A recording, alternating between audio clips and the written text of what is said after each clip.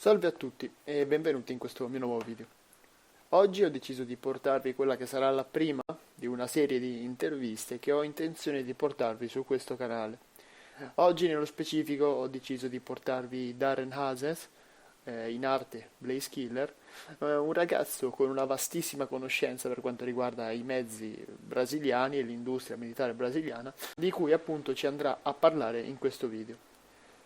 Per evitare di pubblicare un video di più di un'ora, ho deciso di dividere questa intervista in due parti. La prima, quindi quella che vedrete oggi, riguardante l'ambito esclusivamente brasiliano, quindi come si è sviluppata la loro industria e qualche domanda specifica su alcuni mezzi, tra cui Osorio e Cascavel. Mentre la seconda parte dell'intervista andrà ad analizzare quello che è il rapporto che c'è tra Brasile e Italia. Ovviamente l'intervista sarà in inglese per ovvie ragioni, nonostante ciò per chi di voi non mastica molto l'inglese consiglio l'utilizzo dei sottotitoli che saranno disponibili. Ultima cosa prima di partire con l'intervista, in descrizione potrete trovare il minutaggio delle varie domande, così da rendervi più comoda magari la ricerca di determinate informazioni qualora vi servissero per qualunque motivo. Ultima cosa ancora, in descrizione, se siete interessati, lo ripeterò anche durante l'intervista, ma ve lo dico anche qui, in descrizione troverete i link per alcuni articoli scritti da Blaze, da Darren, per Tank Encycopedia, riguardanti appunto alcuni mezzi militari brasiliani, quindi se volete approfondire magari qualche argomento, lì trovate tutto. Detto questo, io vi lascio all'intervista, buona visione. Hello everyone.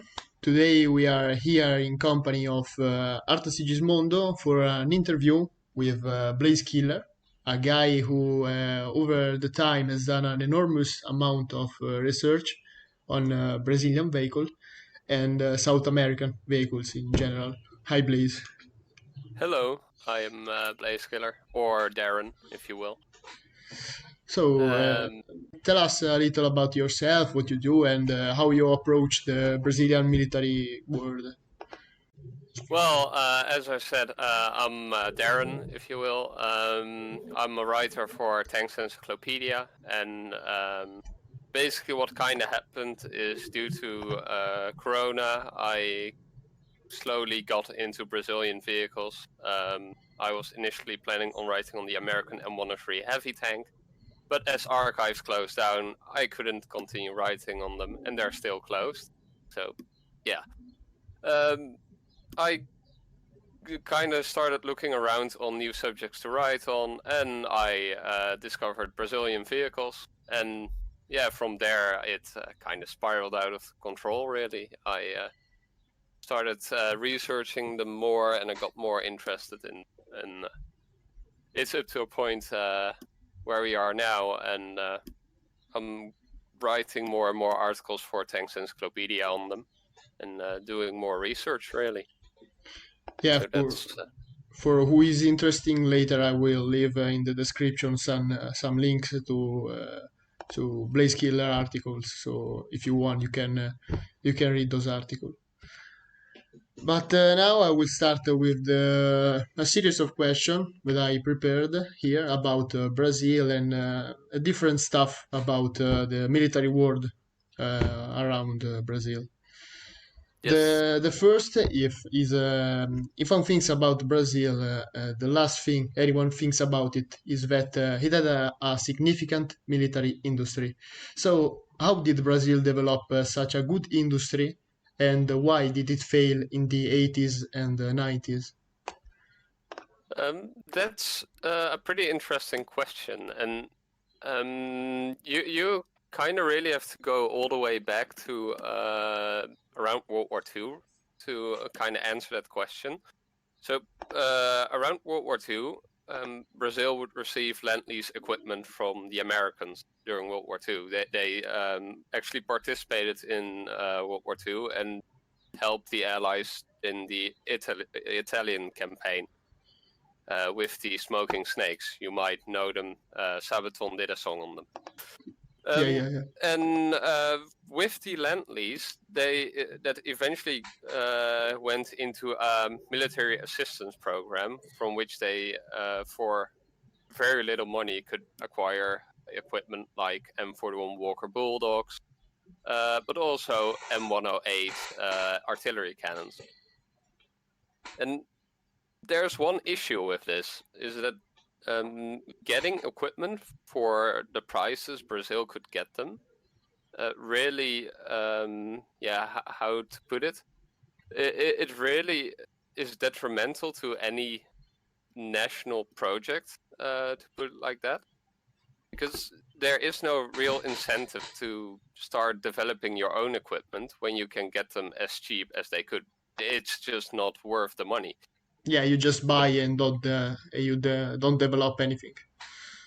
Yeah, and around 1967, we actually from 1964 to 1967, we will see a sort of shift in this mindset due to two reasons. The first reason is in 1964, there is a coup d'état where a military, it's a military dictatorship really, that takes over Brazil. So the mindset of the government becomes a little bit more militaristic, a little bit more self-sustaining, if you will. And the second part is that the United States gets entrenched into the Vietnam War.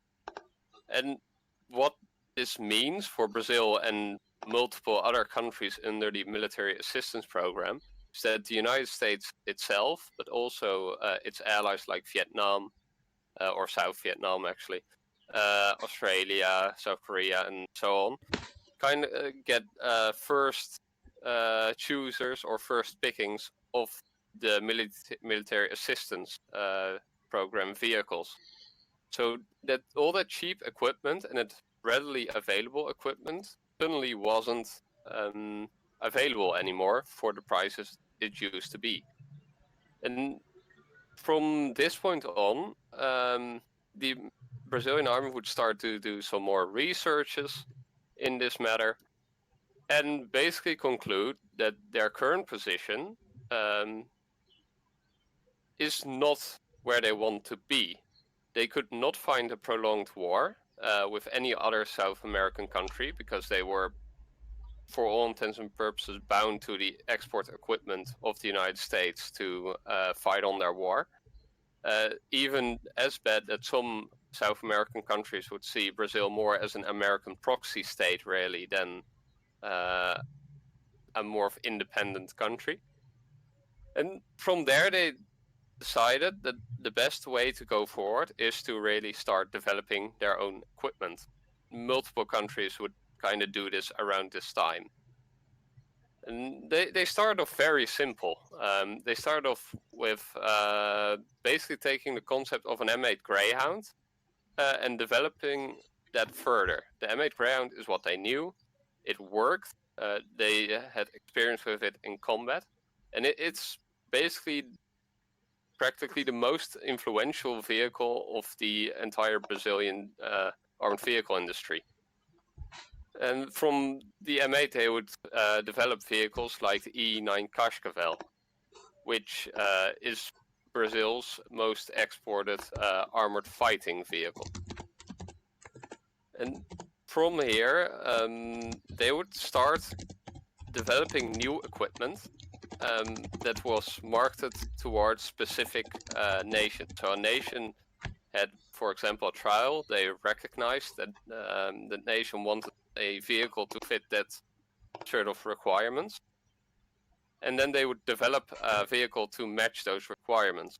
And as the Brazilian army who initially developed all those vehicles, completely carried over all those rights to companies, those companies could basically do with those vehicles whatever they want. And at the same time, the companies didn't care really to who they exported. So they would export practically to every country that European nations or American nations would not necessarily export all their equipment to. And the best thing as well was that all those vehicles from Brazil were cheap, they worked, and they were easy to maintain. They didn't break down, they were reliable, they were simple. And above all that is that the components they used were practically unembargoable. So they used bus engines, they used filters from the auto industry. Actually, if you would look around on the internet right now, you could probably find some air filters you could still put into Cascavels. And from here, it really starts to pick off. And that is basically how the Brazilian armed vehicle industry started to grow in a nutshell, really. And then to the second part, why did it fail? That's a whole different matter, and that is kind of tied to one of their countries they exported to. So the Brazilian defense industry ended up mostly exporting to Iraq, and Iraq was currently in the or was at that time in the Iraq-Iran war, and they needed military equipment, and Brazil, not caring to who they exported to, would happily export equipment to Iraq. And not only that, they would also develop specifically to requirements of Iraq. So to give a nice example, Iraq wanted to have a vehicle to stop massive charges by the Iranian army. So the Brazilian defense industry, Avibras in particular in this case, basically developed a multiple rocket system for them to saturation bomb basically the entire line with which Iran would attack. And all these projects would bring in a lot of cash, but Iraq could not always pay them in cash. And they were basically behind on payments. And at the same time, in 1988, the Iraq-Iran war comes to an end. And this was practically problem number one. Because in 1988, suddenly the request for military equipment decreases tremendously.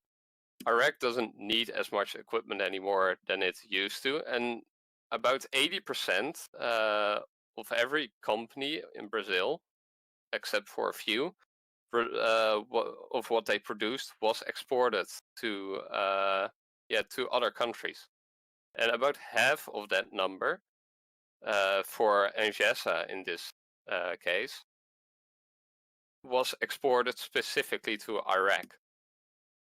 And this causes a lot of problems because suddenly about half of the exports they did to Iraq got decreased heavily, and Angesa had more projects going on as well.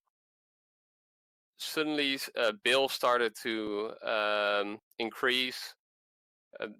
Projects wouldn't get sold anymore because Iraq didn't need them. And then two other things happened that really drove the nail into the coffins, really, for most companies. The first is that is the first Gulf War, basically in 1991. I'm not sure if what was the first, but the Gulf War of 1991, where Iraq completely disappears from being able to buy Brazilian equipment. And then afterwards, actually earlier in 1989 or 1991, the end of the Cold War and the sudden flood of very cheap equipment. And suddenly all that new fancy equipment that Brazil could produce just couldn't hold up anymore to all the second-hand equipment that the Western armies could provide. Because even though Brazilian equipment was simple and was cheap, it could still not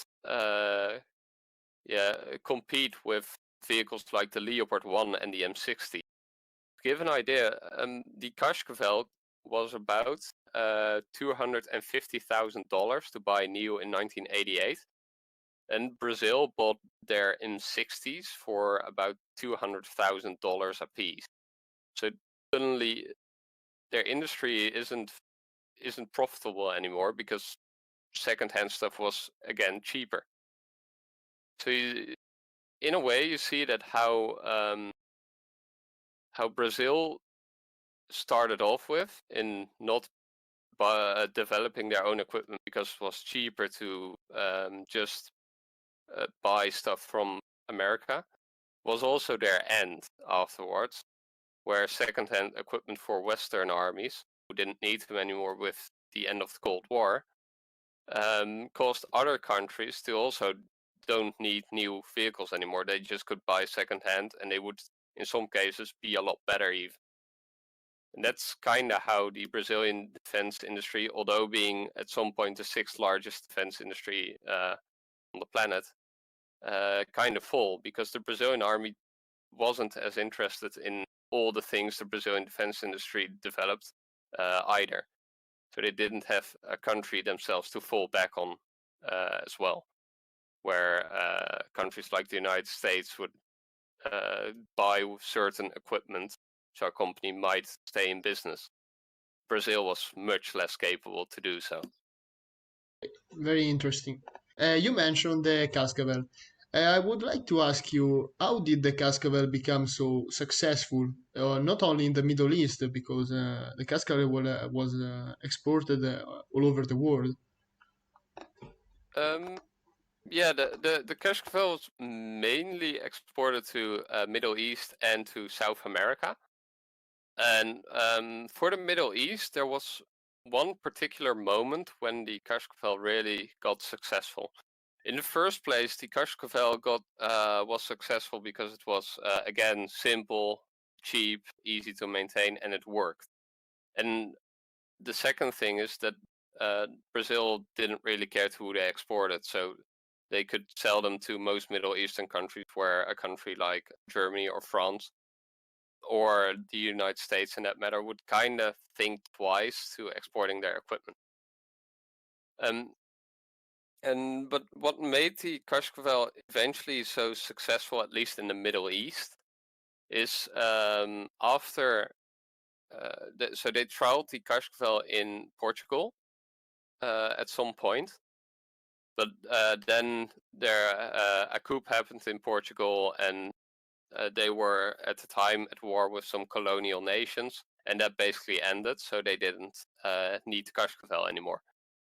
So what they decided is to basically pack up their stuff and go to Libya and see if they could trial and sell the vehicle there. And the Libyans were impressed by the Cascavel. It had better mobility than, for example, the AML 90 from the French, which was also used by multiple countries at the time. And the Libyans bought 200 vehicles, and later they would increase this to 400. But what the defining moment for the Cascavel was in the war between Libya and Egypt, the 4-day war between them. At the very, very beginning. So the Libyans attacked the Egyptians sort of by surprise, and in 10 hours they managed to cross, what was it? 300 kilometers, I think, 300 or 600 kilometers of ground. And in that first attack, the Cascavels basically performed on their own. They are faster than most other vehicles the Libyans had at the time, and there wasn't much air support ready for them. And they managed to take out a couple of vehicles, and they even were said to might have taken out a T-55. This defining moment was very important for the Cascavel, because suddenly a lot of countries kind of saw this moment where the Cascavel performed on itself and performed a successful operation.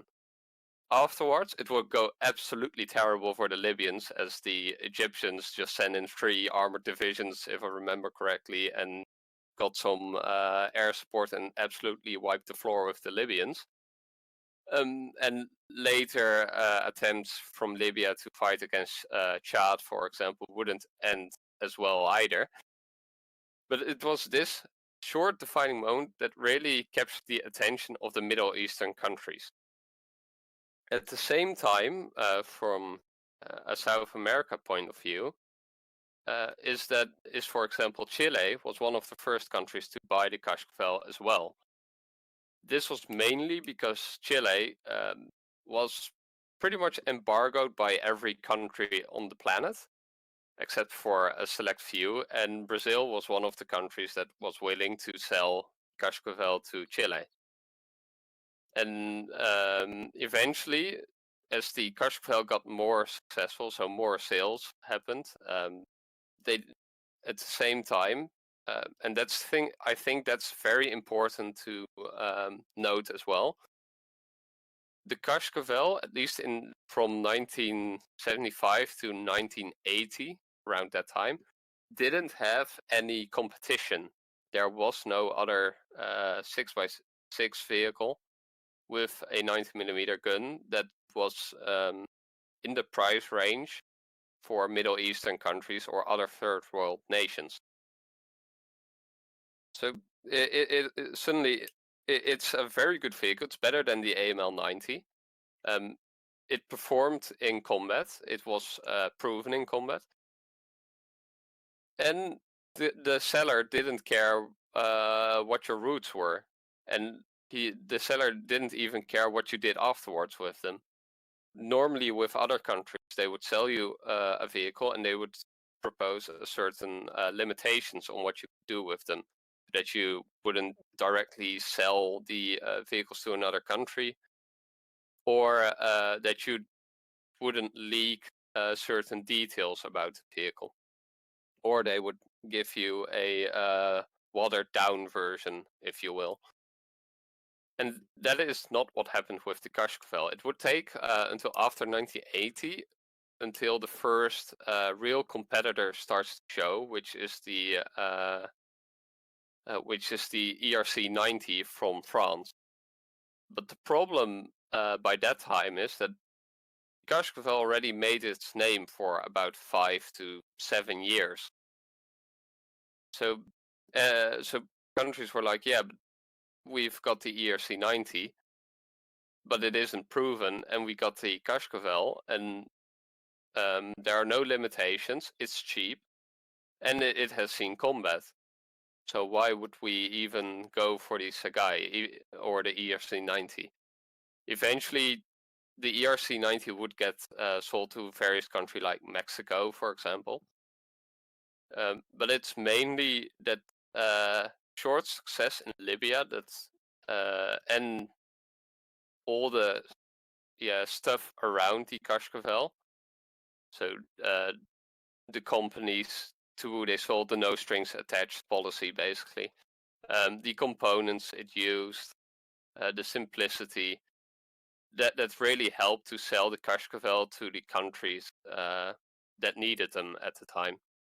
And for South America, it was really interesting because it was a country. Brazil was also on the South American continent, so maintaining that vehicle was much simpler. And as the Cascavel was also built by the Brazilian army for the Brazilian army, it also kept the terrain of South America much more in mind with the so-called boomerang suspension. And the main advantage of the boomerang suspension, if you drive over a hill or have sudden, how would I put it? A sudden rise in steepness of a hill.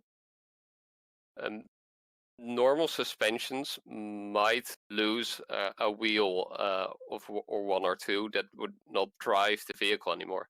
But with the boomerang suspension, it could curve with the hill, which allowed the Cascavel to cross very steep hills, which other vehicles would not have been able to cross. And it really helped sell the Cascavel as well in the mobility section in that matter. So that's more or less how the Cascavel got as successful as it did. You partially answered the next question, but I ask you anyway. How was the Cascavel performance in the Middle Eastern conflict it fought in? Interestingly, even though the Cascavel had the success it had, and or at least the export success it had, and and basically had all the factors with it to become a really good vehicle, it didn't perform really well in the Middle East, and that wasn't necessarily to blame to the Cascavel, but more to the Middle Eastern generals, or at least the doctrines and so on in and of themselves. To give an example, in Iraq, the Cascavel was used for a couple of ways. One of them was the reconnaissance mission, for which the Cascavel was originally designed by the Brazilian army. But they were also used as vehicles to cover flanks of armored columns, which was also a fair role.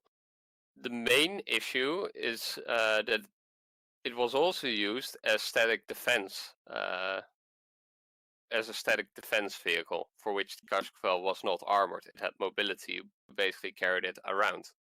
And at the same time, as multiple writers have done research to, is that the tactical prowess of countries like Iraq, but also some other Middle Eastern countries,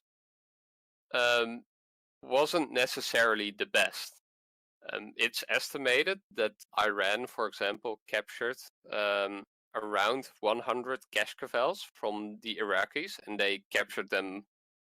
They captured and recaptured them basically. So Iran captured 100 Cascavels from Iraq, and at a later point in time, Iraq would capture a couple Cascavels back from Iran, and that went on so forth.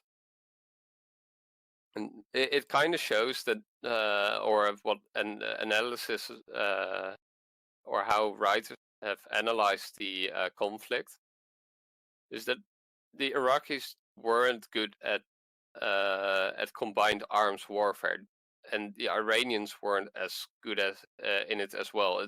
The Iraq-Iran war at some points felt more like almost a World War I situation, really, than a modern style of warfare.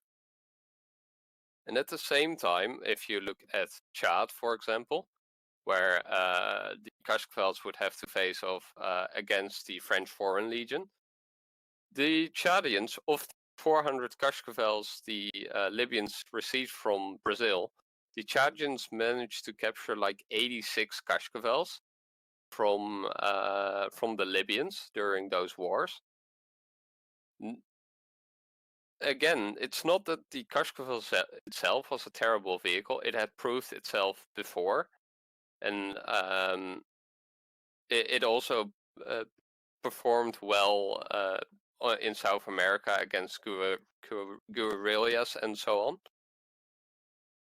But it's also recognized that the tactical prowess of the Middle Eastern countries were part of the Cascavel not performing necessarily the way it should have performed.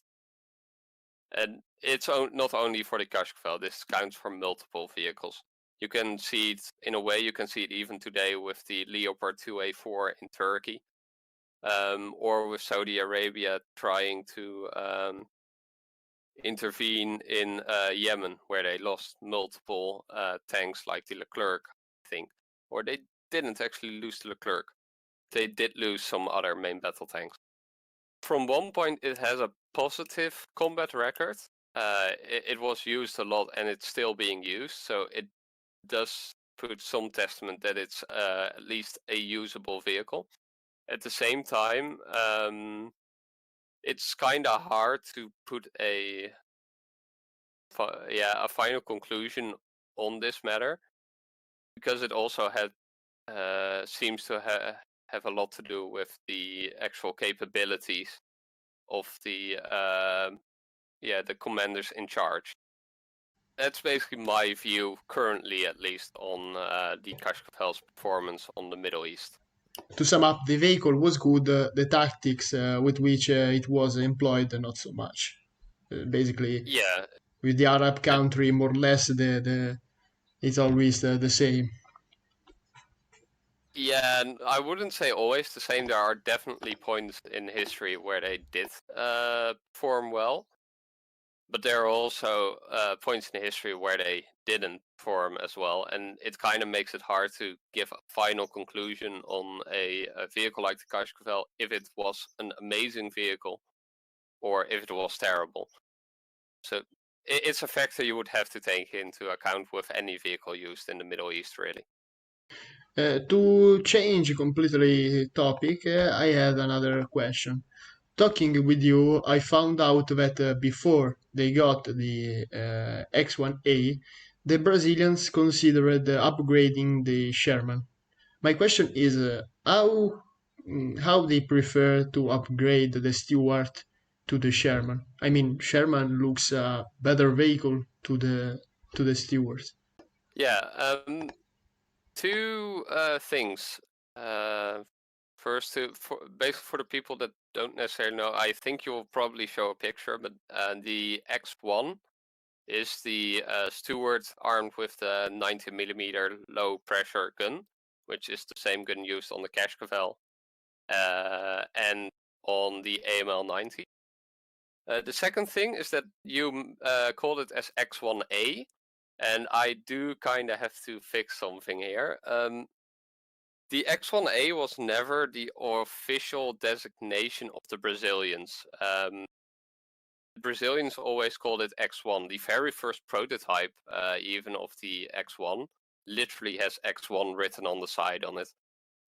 There will be an articles on Tank Encycopedia somewhere in the future, or it will already be released by the time of the release of this video that explains that situation a bit more. But basically, the X1A is more of an invention by the CIA, and eventually that designation got carried over to change armored fighting vehicles in one of their books. And from there, it kind of took hold in sourcing outside of Brazil. The Brazilians never seem to have referred to it as the X1A. And now to your other question, why the Brazilians chose for the Stuart instead of the Sherman. Yes, the Sherman would have had much more potential in that matter, which is seen by with Israel, for example, with the M51 Sherman, armed with a 105mm low pressure gun, basically. And later, the Argentinians would develop the Sherman Captain Shadow, which is sort of an M51-like vehicle. The problem is that Brazil only had 53 Sherman, while they had more than 300 Stuarts they could practice with, really. So, plus the Stuarts were much cheaper. They were smaller, easy to maintain, and also easier to convert. They had a much simpler basis, really, to convert from. So it was a much safer choice to kind of start off their path in developing tanks with the Stuart than the Sherman.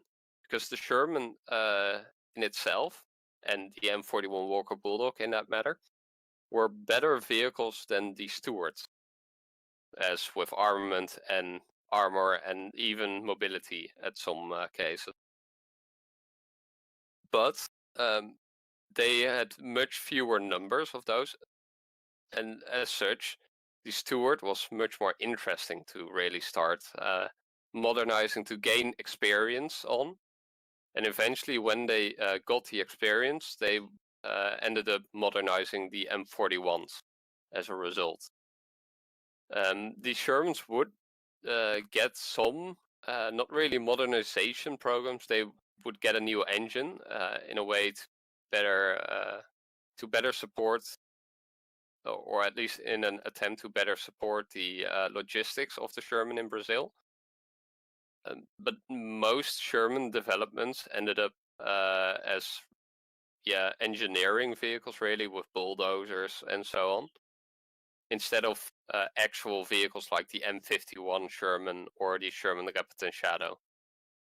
Or even to go for a full obscurity thing, the Sherman in Yugoslavia armed with the 122mm cannon from the IS-2, because whatever. And that's basically why they decided to go with the Stuart and not with a Sherman, or with the Stuart first and then the M41 Walker Bulldog. It was just much simpler to do it. It involved much less risk. And it was meant to gain some experience. That the X1 eventually got turned into a service vehicle was also part of a bonus, really. The main goal of the program was to extend the service life and to gain experience to develop their own tanks and to be able to overhaul more advanced vehicles like the M41. Yeah, I remember seeing a picture of mine clearing Sherman, developed by Bernardini, maybe, or a company like this. Yeah, I think I would have to check, because my knowledge on those Sherman projects is a little bit less known. I think I have a book right next to me, but it was either done by Moto Pesas or Bernardini. And give me a second. I think I found. Yeah. So Bernardini did the anti-mining Sherman with the mine rollers, which, interestingly, if I remember this correctly, they got the mine rollers from Argentina, and Argentina got those from Israel. Israel captured those mine rollers from, I think, Egypt or another one of those countries during one of those wars.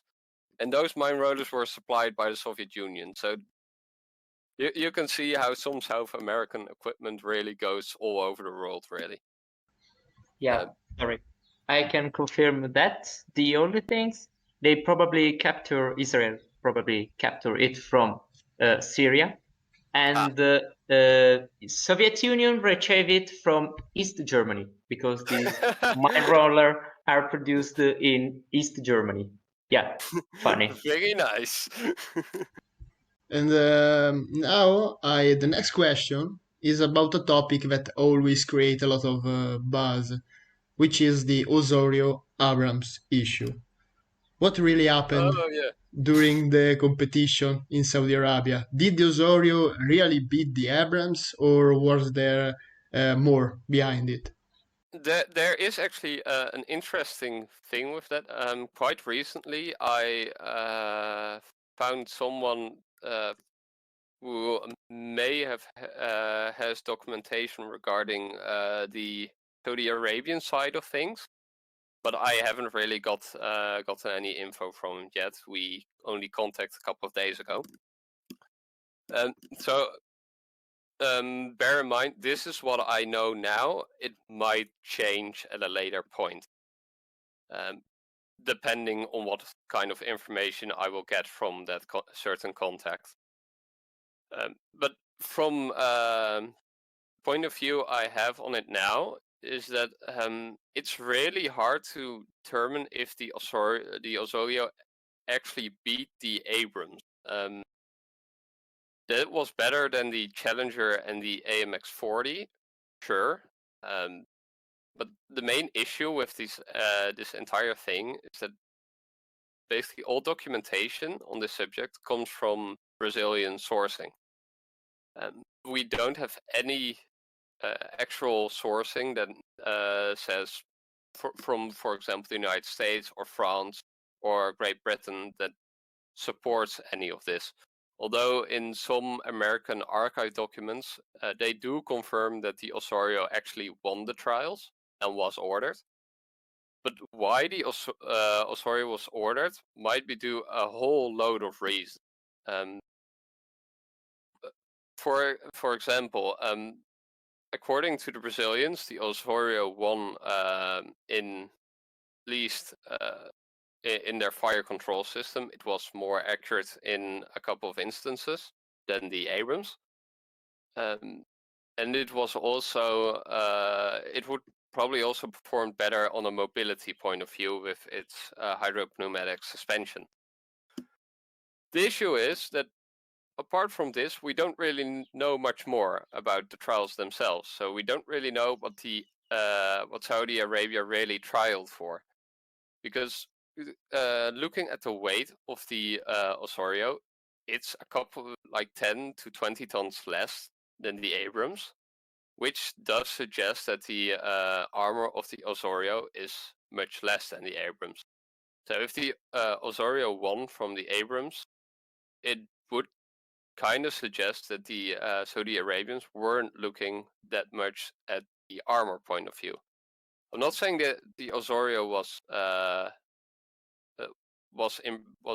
badly armored in that way, but it would have been probably less armored than the Abrams.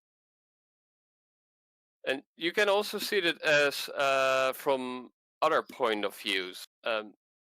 For all we know, Saudi Arabia wanted the Abrams in the first place, but didn't really like the price the Americans put on it. So it could also be as a bargaining technique, basically, to get the Abrams at a little bit cheaper price. At the same time, the Osorio did have a lot of components that would show that it could have been a very good vehicle. In short, according to documentation, the Osorio did win from the Abrams, but the exact reasons why the Osorio won from the Abrams is pretty much unknown. If this, and to add to this, add to this point really, is that a vehicle winning from another vehicle doesn't necessarily mean that the vehicle is better. It could also mean that the vehicle is better suited to the requirements of that specific country. And to kind of put it like this, not every country would like to have the logistics of a gas turbine engine, for example, and would much rather like to have a diesel engine. So something similar happened even in the Swedish competition, where the Leopard beat the Abrams, but this doesn't mean that the Abrams is worse than the Leopard. Yeah. You could even kind of throw it with Israel with their Merkava. It's not a vehicle for everyone really. It's a vehicle designed more for Israel really than necessarily meant for export. That's kind of another thing you would have to take with it. So again, to reiterate my final conclusion, we just don't know for sure what the Saudi Arabians trialed for, and we don't really know why the Osorio then fitted those requirements better, because we just don't know enough about the trials to put a good conclusion on that, which I hope to be able to change depending on what I get from my contact. Yeah. Hopefully, this contact may clear the issue with this competition. But to remain in the Osorio topic, was Osorio a good tank actually? He had potentialities, or it is simply overvaluated? I would argue that yes, it was a good tank. The biggest challenge for the Osorio was its logistics behind it, at least in the first stages to getting it built. And as some people on the internet also kind of have seen or have joked around, is that in a way the Osorio is the successful Euro tank not built by European countries.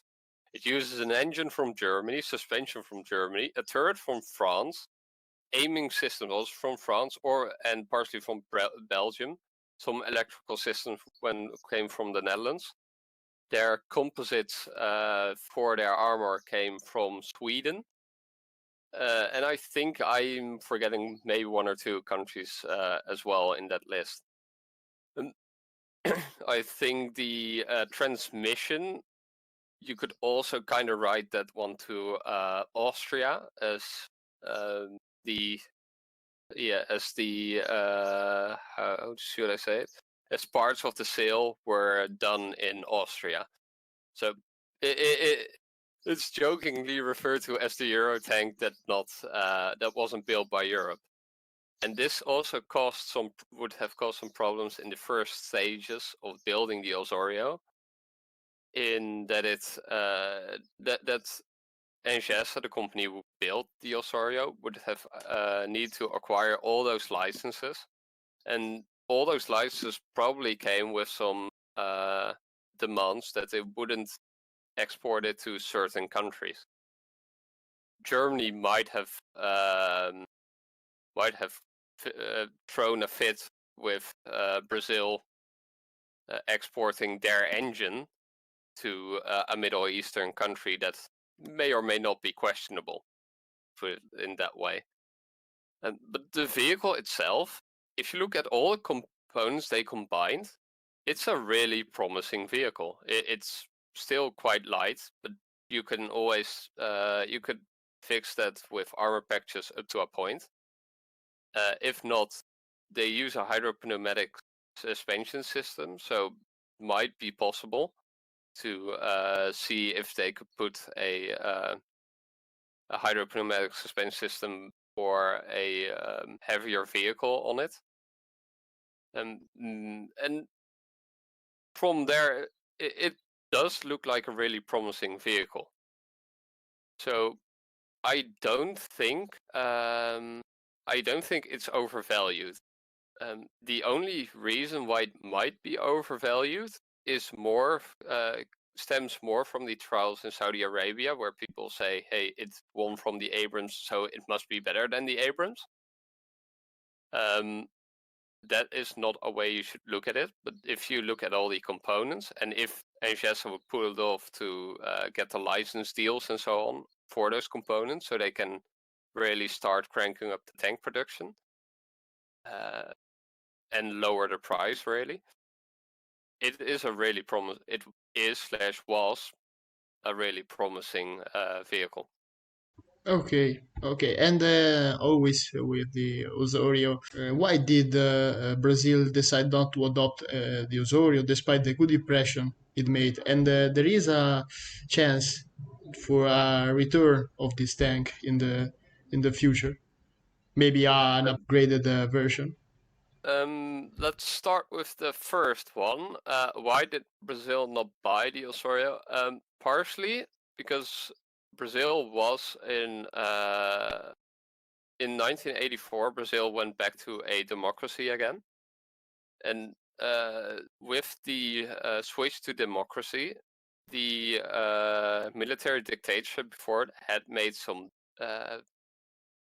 debt and some economic mispolicies. And from 1984 on, the democracy basically spent till around 1995 to really battle this economic instability. But at the same time, yes, they were looking for a new tank. The problem was that the Osorio was for Brazil a quite expensive tank, and it was not necessarily the tank Brazil was looking for. The Osorio was 42 tons, while the original requirements of the Brazilian army, with the start of their request for a new main battle tank, was around 30 to 35 tons maximum. Something like the TAM, more or less. Yeah, they're looking indeed things like the TAM. In fact, the TAM even got proposed by the Germans in between 1976 and 1978 to Brazil, along with a 35-ton vehicle. So the Osorio wasn't necessarily built for Brazil, and this was a kind of a common theme with Engesa's projects, like the Sucuri, which we'll probably get to later, or the Ogum, which is a sort of tankette they specifically designed for Iraq. They designed them to meet specific markets, but these projects didn't necessarily fit the requirements of the Brazilian army. And the Brazilian army basically went like they saw that the Osorio was a very good vehicle, especially in South America, where at that time I think the most advanced vehicle would have been the AMX-30 and maybe, just maybe, the T-72 in Venezuela, but I'm not sure when they got the T-72. So the Osorio would have been a very, very, very good vehicle there. But it was very expensive, and the Brazilian army, because the Osorio didn't necessarily meet the requirements, the Brazilian army was like, yeah, we would want it. We also we also want you to sell it first, so that we know it's a good vehicle and that you will be able to produce this vehicle. Because Engesa, and the Brazilian army probably knew this, Engesa was in a financially in a horrible state. They had borrowed lots of money, not only for the Osorio project, but even before that. And the Osorio was basically their make or break project. In that case, the Brazilian army and the Brazilian government probably wanted some security that they would actually receive the Osorio vehicles. And Saudi Arabia had the money for it, and they had more pressing requirements for the new main battle tank. And the Osorio was more designed for Saudi Arabia really than for Brazil. So I think that's kind of why the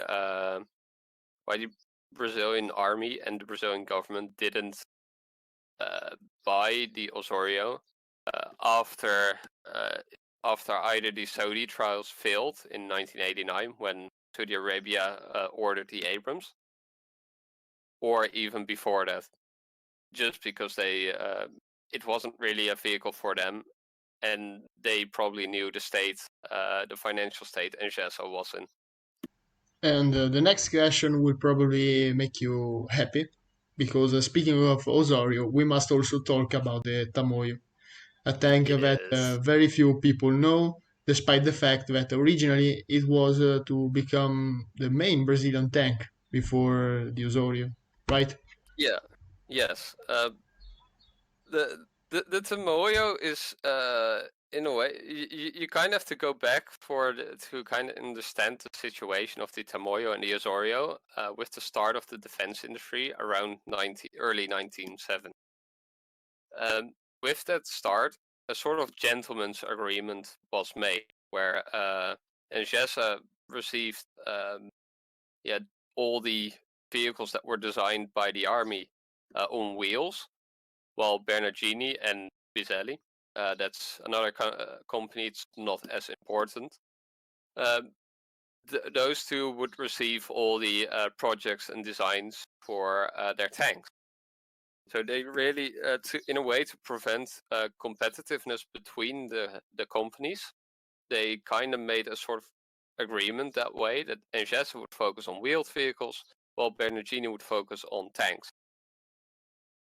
And as such, Bernardini developed the X1. They would develop the X1A2, which is practically Brazil's first and only tank to see serial production and be used in active service within the Brazilian army. And they would do the M41 upgrade programs, like rearming the M41s and giving a new engine, changing the turret, and so on.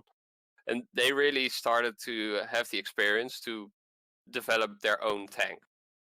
And around from 1976 to 1980, Brazil started kind of looking around for a main battle tank. which is, for example, showed by the fact that the Germans proposed basically the 10 tank and the 35-ton tank to Brazil. And around 1979, if I remember correctly, is that the Brazilian army basically comes forward with a certain requirements for a tank, not necessarily a main battle tank, but a tank. The designation of main battle tank is a complicated manner. So for a lot of vehicles, you could say that they're probably main battle tanks for a certain country. So I would say at least a main tank that would fill most of the Brazilian army as its main fighting tank, really. And so they did that, and because Bernardini was the one responsible for the tanks, they started developing the Tamoyo, which from its core, or at least its basis, the first couple of projects of them, was nothing more than an up-armored M41 Walker Bulldog and an up-armed M41 Walker Bulldog. It had a high-velocity 90mm gun, and it had a little bit thicker base armor. In that matter, the Tamoyo wasn't anything special. It did share parts commonality with the M41s, which was a requirement by the Brazilian army, because with the Tamoyo project, the Brazilian army was much more involved themselves. You can see this in some of the Tamoyo prototypes. They actually have CTEX written on the sides. That's one of the development organizations of the Brazilian army. And eventually, in 1987, Bernardini would basically design the apex of the Tamoyo, which is the Tamoyo 3. And the Tamoyo 3 is a Tamoyo armed with a 105mm L7, and a more powerful engine, a better transmission, more advanced systems, and more importantly, it used composite armor, which was developed by Bernardini. The problem was that the Tamoyo was really built to fit the requirements of the Brazilian army. So it had the weight, it was less than 35 tons. It had the armament that the Brazilian army wanted. And it was made for Brazil. What kind of caused problems is that a year before the Tamoyo 3 was finished, the Osorio was trialed for the Brazilian army, and the Brazilian army was really impressed by the Osorio, which technically is a better vehicle than the Tamoyo, which is kind of logical when you are allowed to build a vehicle which is 7 tons heavier than the original requirements. So they kind of postpone acquiring either the Osorio or the Tamoyo, up to the point when it's 1990, the Osorio project failed. Brazil is now is still fighting their economic instability, so they kind of decide to wait on acquiring new vehicles. Even worse, Angesa was now facing bankruptcy. And by the time the Brazilian army finally had money to buy some tanks, Cold War was over for long enough for the market to get flooded with cheap second-hand surplus vehicles. So the Tamoyo, which would have cost probably less than $2 million per vehicle, the Tamoyo 3, that is, with the 105mm cannon and the composite armor, just wasn't interesting. As I said previously, they bought the M60 Patton, or M60, not the Patton, sorry. They bought the M60 for less than $200,000, and they bought Leopard 1s for around $400,000 a piece. In a way, as I said previously, because the Tamoyo really fitted the requirements of the Brazilian army, the Tamoyo would have been the most fitting vehicle for Brazil. It was designed for Brazil. It had the logistics to support it in Brazil. Even better, that at the time, Moto Peças also developed a sort of M113 replacement, so a troop transport replacement on tracks. And the Tamoyo and the replacement of the M113 would share components. The replacement is called Charrua, by the way. In a way, the Tamoyo 3, if the Charrua would have gone ahead, and the M41s would probably have still been in some service, would have been a much more fitting vehicle for Brazil from a logistic point of view and from a requirement point of view than the Osorio, although the Osorio would have been a superior vehicle of itself. Maybe not in the entire context. That's the main difference, really. So we can say that the Tamoyo is similar in certain ways to the Oliphant of the South African Army, an old vehicle completely redesigned to fit modern requirements.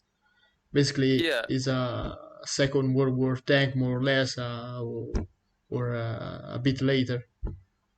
You could even say that the Tamoyo 3 would have been a better TAM tank, because the TAM was, although its base armor was better than the Tamoyo's, the Tamoyo would eventually, the Tamoyo 3, the Brazilian army probably would have went with if they would have bought the tank, would have used composite armor combined with some spaced armor as well. So the Tamoyo would have been a better TAM tank, really, but still around the same weight class.